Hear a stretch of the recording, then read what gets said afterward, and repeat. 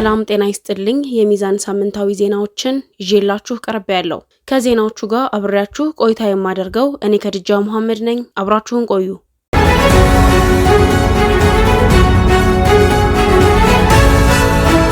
ህገወጡ የአዲስ አበባ መጅሊስ ለኡስማን ኢብን አፋን መስጂድ ጠሮ ከአካባቢው ማህበረሰብ ውጪ ኮሚቴ መመደቡን ሚዛን ከምንጮቹ ባገኘው መረጃ ደርሶበታል። በአዲስ አበባ ከተማ በሚገኘው ጠሮ መስጂድ አህሉል ሱና ሱፊያ ሙስሊም ማህበረሰቡ የራሱ ይወክለኛል ያለውን ኮሚቴ መምረጡ ይታወቃል። ነገር ግን ህገወጡ የአዲስ አበባ መጅሊስ ለኡስማን ኢብን አፋን መስጂድ ጠሮ ከአካባቢው ማህበረሰብ ውጪ ኮሚቴ መመደቡን ሚዛን ከምንጮቹ ለማረጋገጥ ችሏል። ይሁን እንጂ የአዲስ አበባ መጅሊስ ይህንን በጠሮ መስጂድ ዙሪያ ያዘዋወረው ደብዳቤ ኮሚቴውም ሆነ ወጣት ጀማዓው ባላወቀበት በድብቅ የተለጠፈ ነው ሲሉ ምንጮቻችን ገልጸውልናል። ከዚህ ደብዳቤ በኋላ ኡስታዝ ሸምሰዲን ሐምዛን አንስተን ኡስታዛችንን መልሰናል በማለት በመጅሊሱ የሚደገፉት አካላት ያዘዋወሩት የህገ ወጥነት አካል ነው በማለት ገልጸውልናል። በተመሳሳይ ለሚዛን አስተያየታቸውን የላኩት አካላት ኡስታዝ ሸምሰዲን ኢማማችንን አፈናቅሎ ነው የገባው፣ ኮሚቴውንም ህገወጥ በማለት ፈርጀዋል።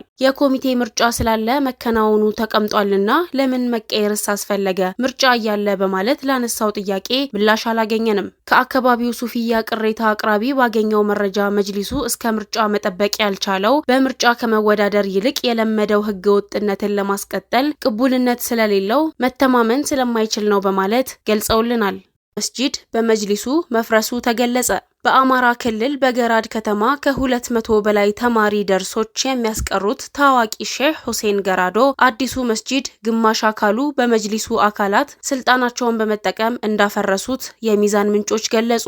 ባለፈው ሳምንት ዘገባችን አፍርሱ መባላቸውን ዘግበን እንደነበረ አይዘነጋም። ቀጥሎ በደረሰን መረጃ ከገበሬ በተቀበሉት ቦታ የተገነባው አዲሱ መስጂድ ማስተማር አትችልም በማለት መፍረሱ ነው የተሰማው። ይህ በእንዲህ እንዳለ ሼህ በድሩና የተለያዩ ዑለሞች ባሳለፍነው ሳምንት መጅሊሱ በቀደምት ሀሪማዎች ላይ የተከፈተውን ጥቃት በተመለከተ ወደ ሰላም ሚኒስቴር ቢሄዱም ከሰላም ሚኒስቴር ከመጅሊሱ ጋር ተነጋገሩ መባላቸውን ለማወቅ ተችሏል። በዚህ መሰረት ወደ ህገወጡ መጅሊስ በመሄድ ከሀጂ ኢብራሂም ፋጋ ቢገናኙም የሼህ ሁሴን ገራዶንም በማንሳት ቢነግሯቸውም ከዚህ ቀደም እንደሚሉት አላወኩትም በጭራሽ መሆን የለበትም በማለት ጊዜ ለመግዛትና ለሶስተኛ ኮሚቴ አዋቅረን እንልካለን ብለዋቸዋል። እነ ሼህ በድሩ መውጣታቸውን ሚዛን ከውስጥ ምንጭ ሰምቷል። የምርጫ ሰሞን ሱፊያው መስጂዶቻችን ይመለሱ በማለት ላነሳው ጥያቄ ተመሳሳይ ምላሽ መስጠታቸውና የውሃ ሽታ ሆኖ መቅረቱም የሚታወስ ነው።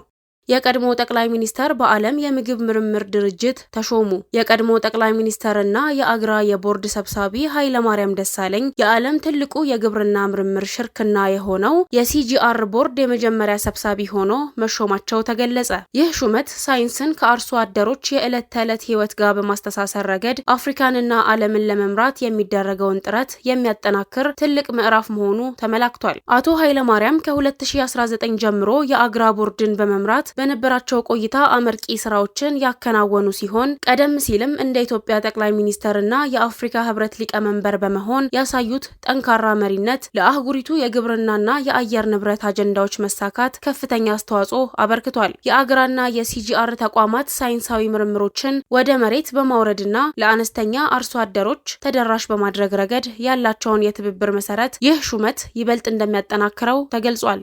በሐረሪ ክልልና አጎራባች አካባቢዎች የታየው የዝናብ እጥረትና የሙቀት መጨመር አሳሳቢ መሆኑ ተገለጸ። በሐረሪ ክልልና አጎራባች አካባቢዎች የታየው የዝናብ እጥረትና የሙቀት መጨመር በኤልኒኖ ተጽዕኖ ምክንያት የተከሰተ በመሆኑ ህብረተሰቡ አስፈላጊውን ጥንቃቄ እንዲያደርግ በኢትዮጵያ ሜትሮሎጂ ኢንስቲትዩት የሶማሌና አጎራባች ክልሎች አገልግሎት ማዕከል አስታወቀ።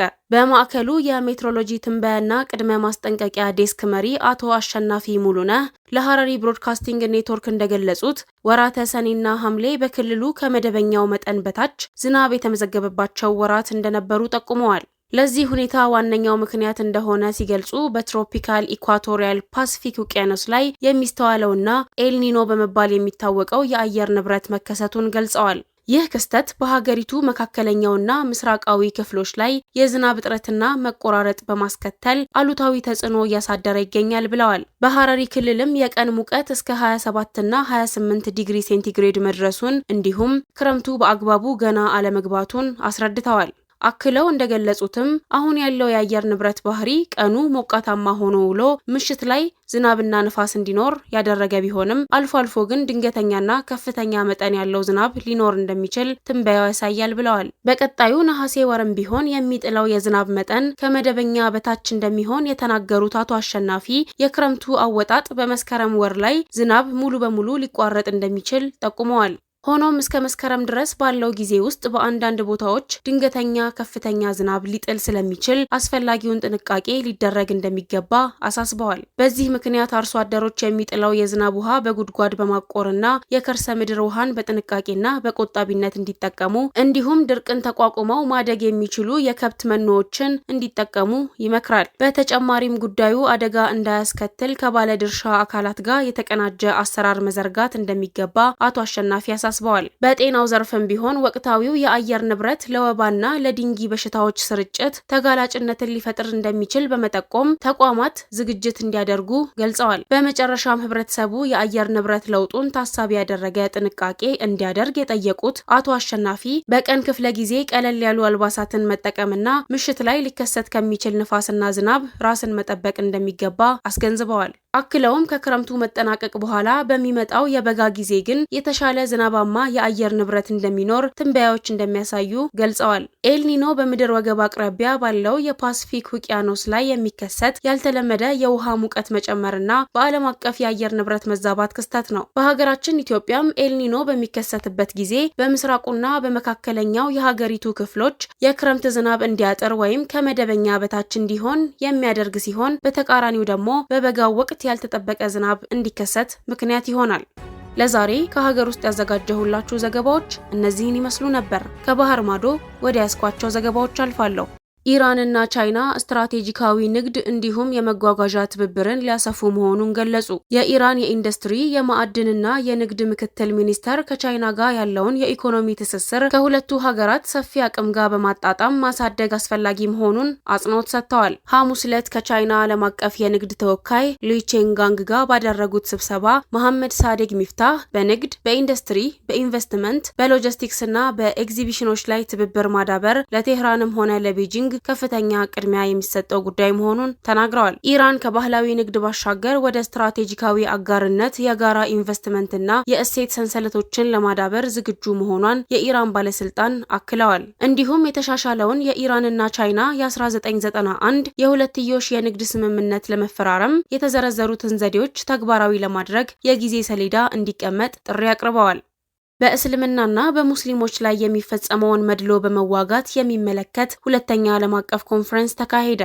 መሐመድ ኤልጌንዲ የአልአዝሃር ኢስላሚክ ሪሰርች አካዳሚ በዚህ ሳምንት የተካሄደው ሁለተኛው ዓለም አቀፍ ኮንፈረንስ በእስልምናና በሙስሊሞች ላይ የሚፈጸመውን መድሎ በመዋጋት ላይ ሲሆን በአረብ ሀገራት ሊግና ዋና ሴክሬታሪያት የተዘጋጀው በምዕራቡ ዓለም የሚገኙ የሙስሊም ማህበረሰቦችና እስልምናን በመዋጋት ረገድ ያላቸው ሚና በሚል መሪ ቃል ነው። በንግግራቸው መጀመሪያ ላይ የአልአዝሃር ኢስላሚክ ሪሰርች አካዳሚ ዋና ጸሐፊ ኮንፈረንሱ የሚያልፈውን ጉዳይ ወይም ጊዜያዊ ስጋትን ሳይሆን የሰው ልጅ ህሊና እንዲሁም በብሔሮች መካከል ያለውን የወደፊት ግንኙነት የሚነካ ጉዳይ መሆኑን አጽንኦት ሰጥተዋል። ዓለም አሁን የውይይት እሴቶችን የሚያበረታታና የአክራሪነትና የጥላቻ ማዕበሎችን የሚጋፈጥ ጤናማ ውይይት በአስቸኳይ እንደሚያስፈልገው ተናግረዋል። ስለዚህ ዓለም አቀፍ ማህበረሰብ ዛሬ የሃይማኖት ተቋማት በመቻቻል ሰንደቅ ስር መካከለኛ ውይይትን በማሳደግ ረገድ ስላላቸው ሚና ታሪካዊ ኃላፊነት ቀርቦልናል። ይህም ዓለም አቀፍ ሰላምና መረጋጋትን አደጋ ላይ የሚጥሉ ተግዳሮቶችን ለመጋፈጥ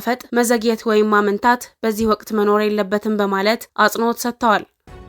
ለሳምንቱ ከሚዛን ሚዲያ ያዘጋጀሁላችሁ ዘገባዎች እነዚህን ይመስሉ ነበር። በቀጣይ እስከምንገናኝ መልካም ሳምንት።